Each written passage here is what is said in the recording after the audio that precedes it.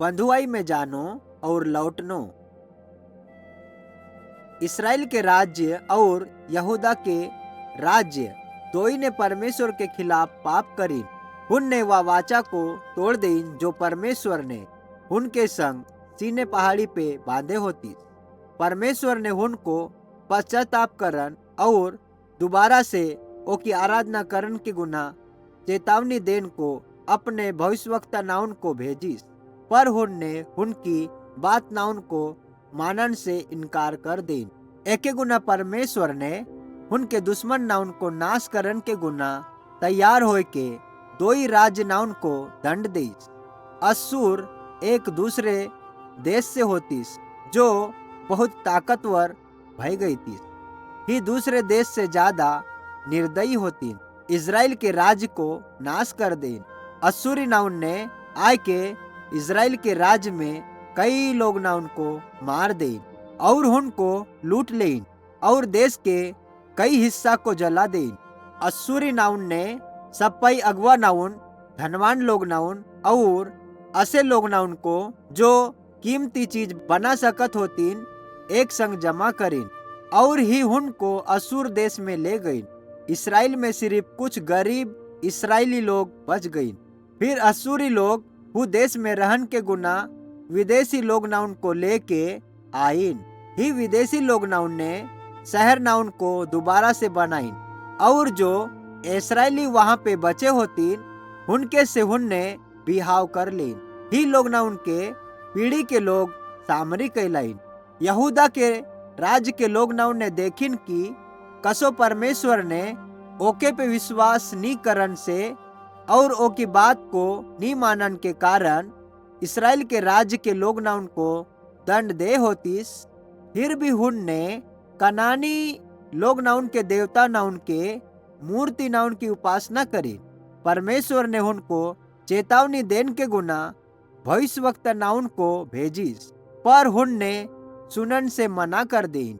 लगभग 100 साल के बाद असूरी नाउन ने इसराइल के राज्य को नाश कर देन। परमेश्वर ने बेबीलोन के राजा नबूकदनेस्सर को यहूदा के राज्य पे हमला करन के गुना भेजिस। बेबीलोन एक ताकतवर देश होतीस। यहूदा को राजा नबूकदनेस्सर को दास बनन और हर साल ओको बहुत सारो धन देन के गुना राजी भई गई। पर थोड़े साल के बाद यहूदा के राजा ने बेबीलोन के खिलाफ विद्रोह करिस। एके गुना बेबीलोन ने वापस आए के यहूदा के राज्य पे हमला कर दे। उनने यरूशलेम शहर पे कब्जा कर लेन, मंदिर को नाश कर देन और शहर और मंदिर के खजाना को लूट लेन। विद्रोह करन के कारण यहूदा देश के राजा को दंड देन के गुना नबूकदनेस्सर के सैनिक नाउन ने राजा के टूरा को आके सामुर मार डालिन और फिर ओको अंधो कर देन। एके बाद ही राजा को ले गईन ताकि हु बेबीलोन के जेलखाना में मर जाए। नबूकदनेस्सर और ओकी सेना यहूदा के राज्य के सप्पाई लोग ना उनको बेबीलोन ले गईन। सिर्फ सबसे गरीब लोग ना उनको पीछे छोड़ दें ताकि ही लोग खेत में फसल उगाए और वह समय को बंधुआई को समय कहो गई जेके में परमेश्वर के लोग ना उनको प्रतिज्ञा के देश से निकल जान के गुना मजबूर करे होतीस। भलेच परमेश्वर ने अपने लोग ना उनको उनके पाप के गुना बंधुआई में ले जान के जरिया से दंड देस तो भी उनको या अपनी प्रतिज्ञा नाउन को नहीं भूलिस।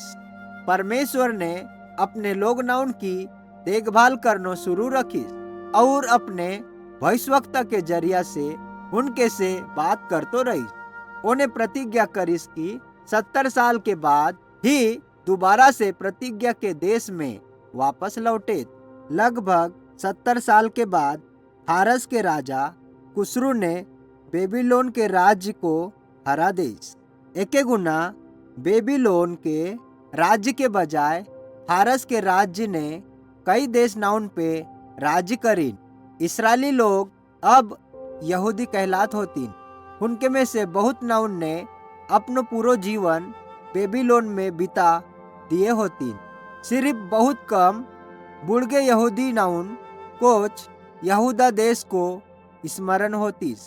फारसी लोग बहुत शक्तिशाली होतीन, पर हुन ने अपने जीते हुए लोग नाउन पे दया करे होतीन। फारसी लोग नाउन को राजा बनन के जरा से समय के बाद कुसरू राजा ने एक हुक्म देस कि कोई भी यहूदी जो यहूदा को लौटना चाहते वो फारस से निकल के वापस यहूदा को जा सकते, यहाँ तक कि उन्हें उनको मंदिर को फिर से बनान के गुना धन भी दे। एक गुना बंधुआई के 70 साल के बाद यहूदी नाउन को एक छोटो सो झुंड यहूदा में यरूशलेम शहर को वापस लौटीन। जब ही लोग यरूशलेम पहुंचिन तो उनने अपने मंदिर को और शहर की चारही किना की दीवार को दोबारा से बनाई। फारसी लोग अब भी उनके पे राज्य करत होतीन, मगर एक बार दोबारा से ही लोग प्रतिज्ञा के देश में रहत होतीन और मंदिर में आराधना करत होतीन।